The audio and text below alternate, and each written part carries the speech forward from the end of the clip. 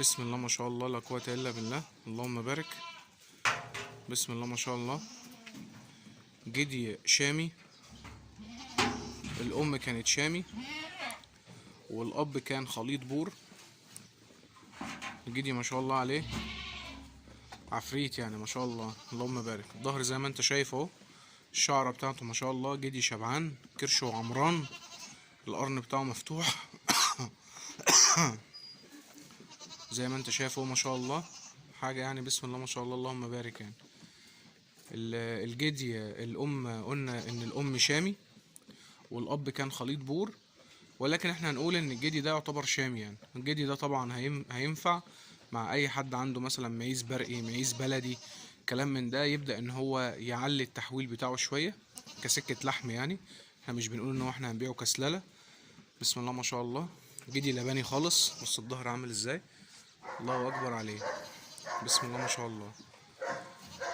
جدي محترم جدا، تربيه طلوقة، عايز تدخله تسمين يبقى انت مسكت او ضربت عصفورين بحجر. في نفس الوقت عشرت الميز اللي موجود عندك، تمام. ولما يجي يتباع كلحم كتسمين، جدي ما شاء الله كميزان لو انت اهتميت بيه كويس. بص ما شاء الله الظهر عامل ازاي، الله اكبر الله اكبر يا رب. الجدي اصلا ما شاء الله وحش في الاكل يعني. يبقى لو انت اتكيت عليه في العلف شويه او كلام من ده، جدي هيفتح معاك ما شاء الله، لان هو شهيته ممتازه ما شاء الله يعني. هو طبعا بيبقى واقف مع الامهات. بص ما شاء الله الصحه ما شاء الله عامله ازاي، صحه الجدي ما شاء الله الله اكبر عليه. فزي ما بقولك انت هتضرب عصفورين بحجر. هتجيب الجدي تربيه عندك، ينفع طلوع عندك ميز بلدي كلام من ده، هتدرب منهم من الجدي، تاخد منه زي ما احنا بنقول كده سلالة او خط دم، تمام. وبعد كده لما تعوز تزهق منه خالص، عايز تذبحه عندك، تعمله عقيقة، تذبحه اضحية في العيد كلام من ده، هتحط على الميزان وتوزن ما شاء الله. ده اللي هيبان فيه العلف. جدي شبعان لبن زي ده كده هيبان فيه العلف ما شاء الله. اللهم بارك. اللهم بارك يا رب. ربنا يبارك يا رب.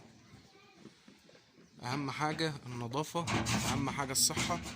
حاجة قدامك اهو بتتنطط، لان امه اصلا واقفة في الباكية التانية. امه واقفة في الباكية التانية ما شاء الله.